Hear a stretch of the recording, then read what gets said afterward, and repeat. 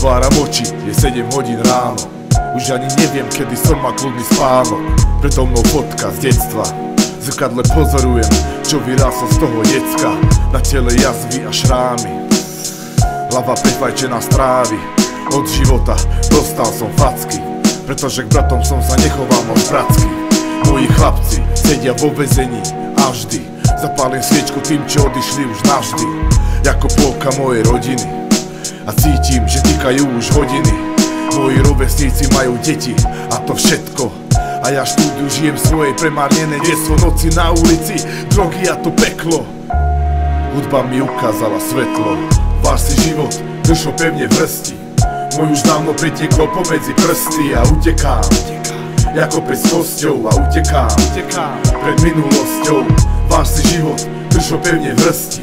Môj už dávno pretieklo pomedzi prsty a utekám, jako pes s kosťou a utekám pred minulosťou. Po tých rokoch ani neviem kade, len viem, že ma nebaví stať rade ako ovca. Ako ovca cítim sa byť v koži bezdomovca. Behám sem a tam a hľadám svoj priestor.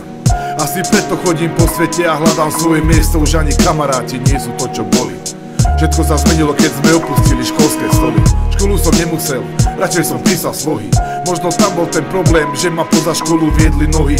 Ale jebať, cesty života sú nevyspytateľné a každá chyba ťa môže zraziť k zemi. A ľúto je mi, že tých ľudí, ktorým cesta skončila na zemi. Nie som jediný, čo prešiel kúkatou cestou, preto kto do teba kameňom, ty do ňo pesťou. Váš si život držo pevne v hrsti. Môj už dávno pritiekol pomedzi prsty a utekám, jako pes s kosťou a utekám pred minulosťou. Váš si život držo pevne v hrsti. Môj už dávno pretiekol pomedzi prsty a utekám, jako pes s kosťou a utekám pred minulosťou.